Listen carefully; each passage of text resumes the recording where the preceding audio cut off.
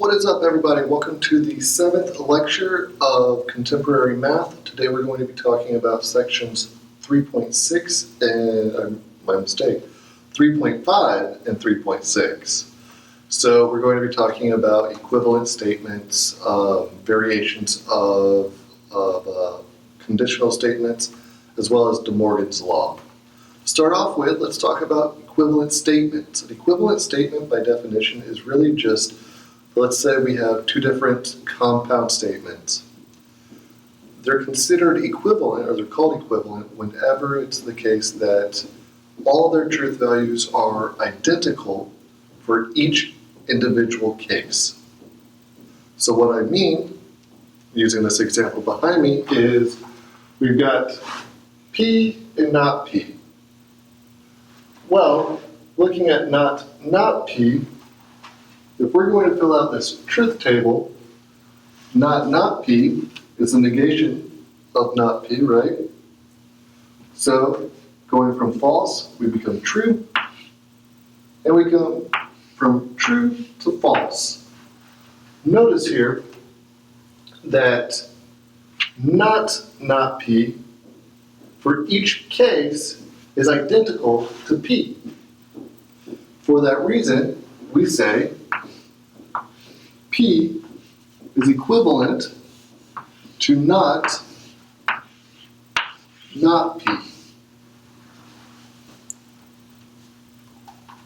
I want to point out at this point this use of what kind of looks like an equal sign. What it really means is that these two statements are equivalent for every possible case. So they're identically the same. It's a little bit stronger than saying they're equal. It's really, like I said, it's just saying for every possible case, they are the same. Cool. So let's look at a couple examples of these statements. So, to start with, let's look at this example behind me.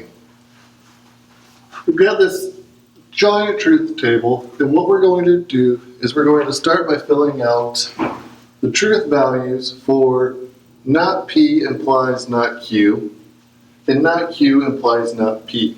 Once we do that, we're going to look through the truth table to see if we can find equivalent statements. Alright, to get started, let's find a decent chalk color, purple. Alright, to get started, not P implies not Q. Well, false implies false, true. False implies true, true. True implies false is false. True implies true is true. All right? Looking at the next column, we've got not P implies not Q. Well, false implies false, true. False implies true. My mistake. True implies false is false. False implies true is true. True implies true is also true. So, filling out the entire truth table for not P implies not Q, the truth values are true, true, false, true, given the original cases. And the truth values for not P implies not Q implies not P is true, false, true, true. Now what we want to do is we want to go through this table and see if there are equivalent statements that exist in here. Start off with, let's look at P implies Q. We've got true, false, true, true. Well, looking through the table, we see all the way down here at the end, we have at least one equivalent statement, right? True, false, true, true. But no others. So we can go ahead and say, for P implies Q, it is equivalent. It is an equivalent statement to not P implies not Q.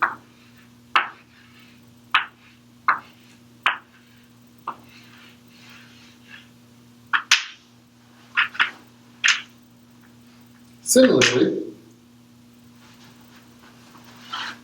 looking at Q implies P, we've got true, true, false, true. Well, that occurs again down here at not P implies not Q. So they must be equivalent statements. P or Q implies P is equivalent to not P implies not Q. So here we found two different equivalent statements. P implies Q is equivalent to not P implies not Q. I'm sorry, I wrote this backwards.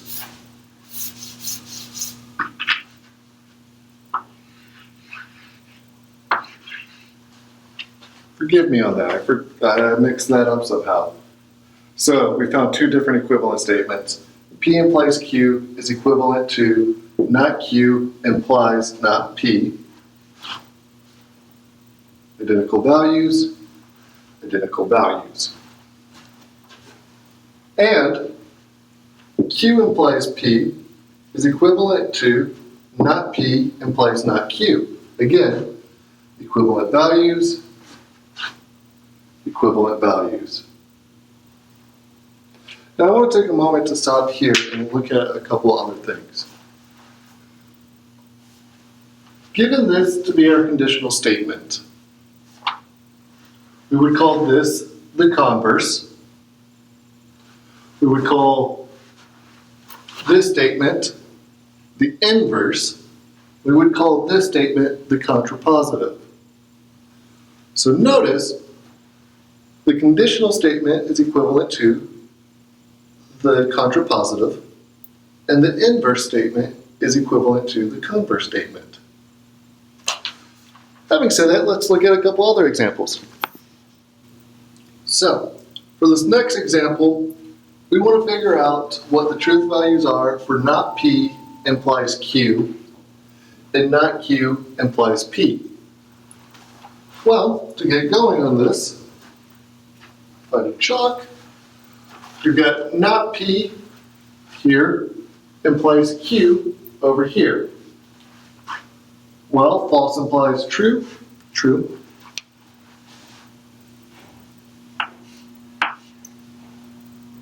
False implies false, true.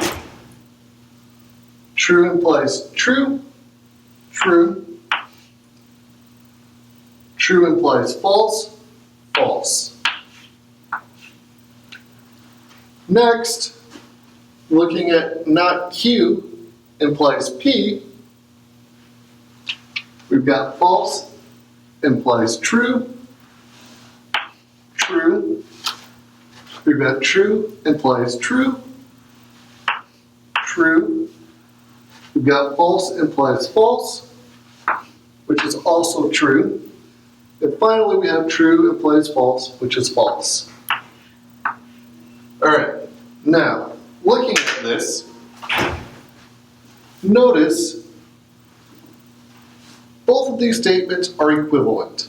But not just that, they're also equivalent to P or Q. So what we've got is P or Q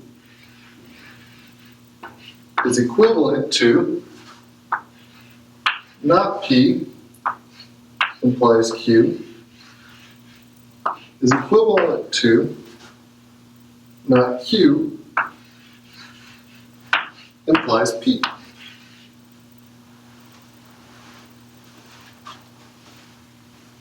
So, P or Q is equivalent to not P implies Q, which is equivalent to not Q implies P.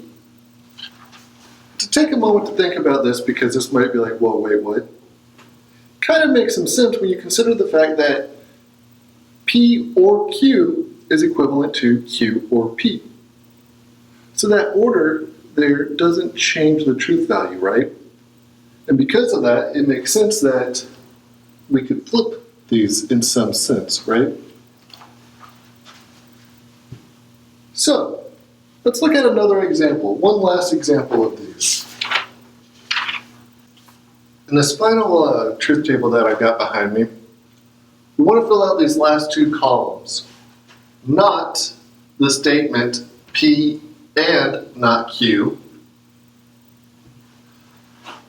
And then for the last column, we've got not P or not Q. Notice really quick though, this column here, the column for not the statement P and not Q, well, it's really just the negation of the column before it. So let's really quickly just go ahead and write everything out. It's just the opposite straight across, right? So that's going to be true, false, true, true.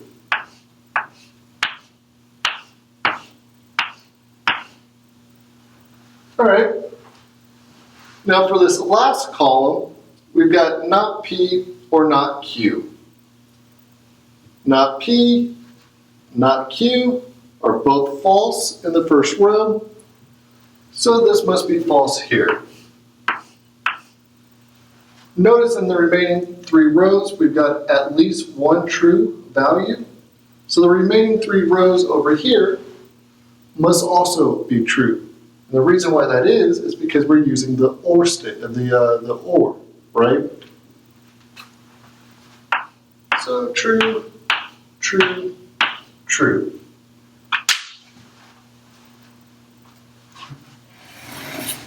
Having said all of this, taking a minute to step back and look at what we've got to see if we have any equivalent statements, let's start off with the first column, the conditional.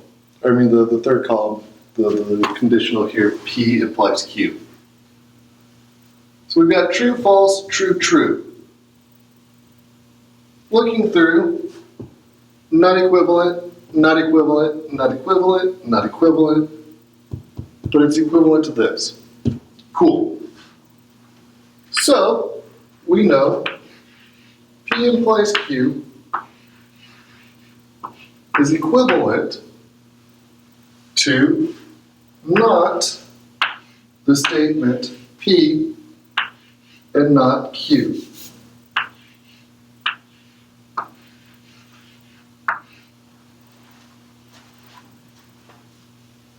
Okay? What about the remaining columns?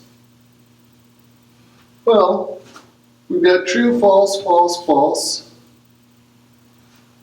Nothing equivalent to it across, all right? Not P, not Q. Nothing's equivalent across. P and not Q. Nothing's equivalent across. And our second to last column, nothing equivalent. But hey, wait for just a second, right? Let's look at this again. Isn't this the negation of this? Like, isn't this entire column the negation of this column? They are, right? So looking at this, we can also say that not the conjunction P and Q is equivalent to not P or not Q.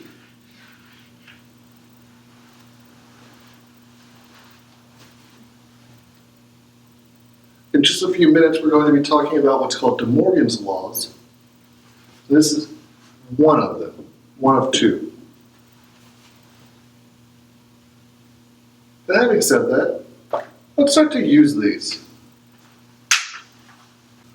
Before we put all of this to use, let's really quickly review what we've just talked about. First we said, given some conditional statement, P implies Q. So first statement implies second statement, whatever P may represent and whatever Q may represent. So given this initial conditional statement, its converse would be Q implies P. Its inverse would be negation of P implies the negation of Q. And its contrapositive would be the negation of Q implies the negation of P. Having said that, the original conditional statement is equivalent to its contrapositive. The converse of a statement is equivalent to the inverse of that statement. Also, we showed that P or Q is equivalent to not P implies Q, which is also equivalent to not Q implies P. So how are we going to put this to use? Well, we're going to be given a handful of different statements and be asked to rewrite them as a converse, inverse, or contrapositive. So we're going to have some conditional statement. We're going to need to rewrite it in one of these three forms, or one of these four forms. Cool. Start off with, we've got not P implies Q. We want to write it in the inverse. We want to find its inverse. All right?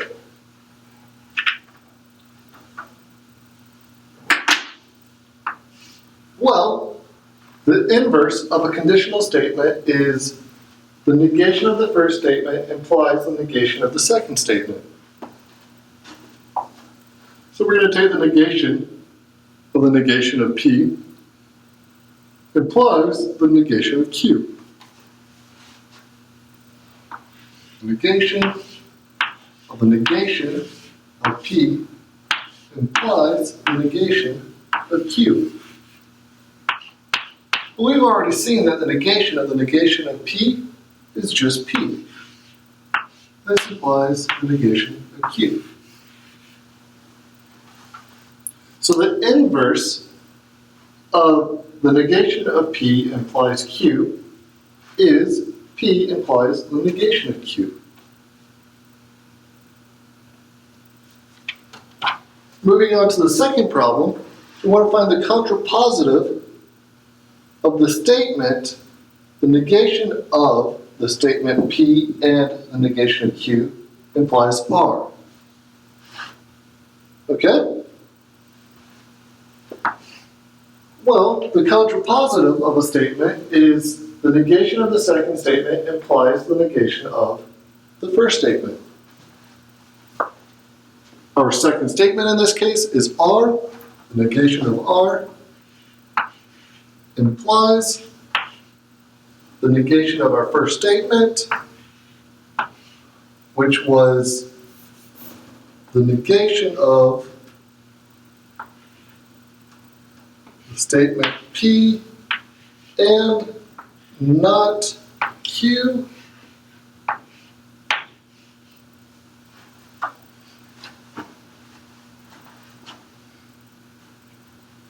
Well, we've got this double negation again, so we can go ahead and cancel it out, right?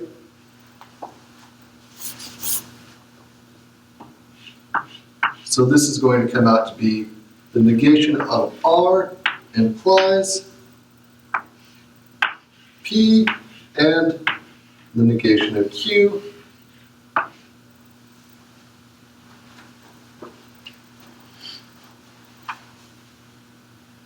And finally, from here, we can apply this last form. We can say, all right, cool. We've got the negation of R implies P and not Q. So if we look at this, we're looking at this form right here. Not P implies Q. We can rewrite that as P and, or I mean, my mistake, P or Q. So negating out this R, because it's our first statement, right? We've got R or P and the negation of Q.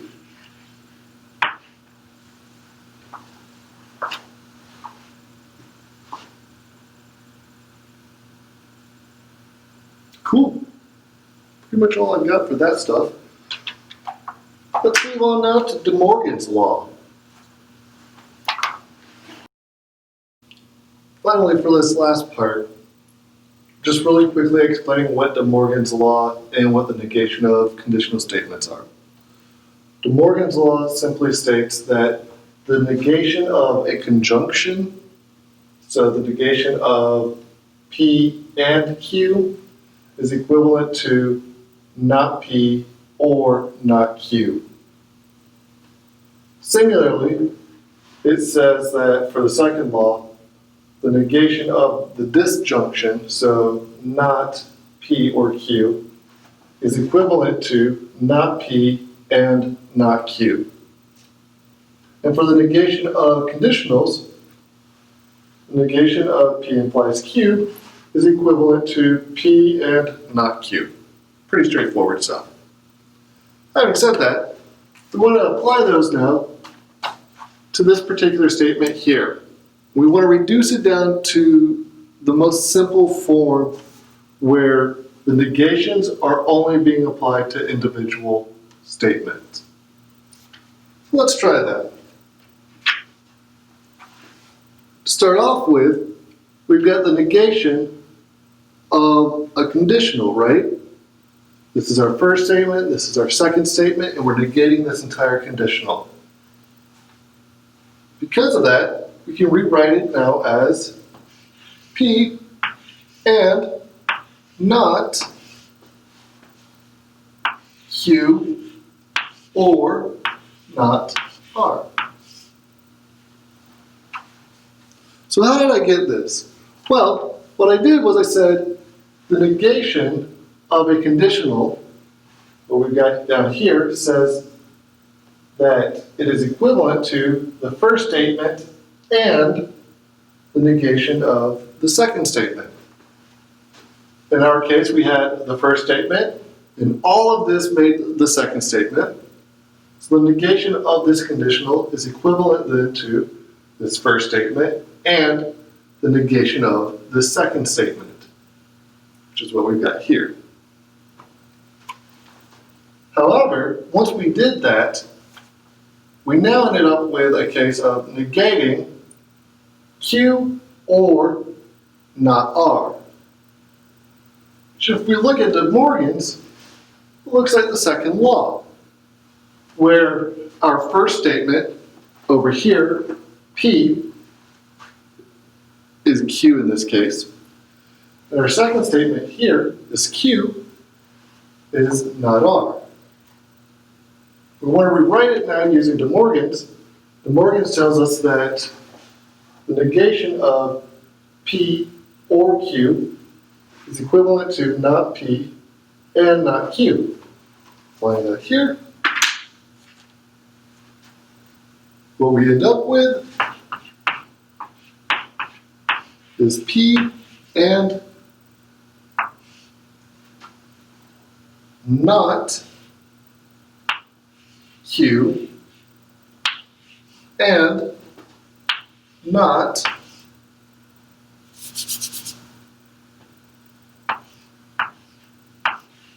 not R. Well, this is the double negation, so we can rewrite it again as P and not Q and R. And we're done. That's it. That's all I've got for y'all. If you have any questions about this, please, by all means, shoot me an email. Having said that, yeah, have a good one, guys.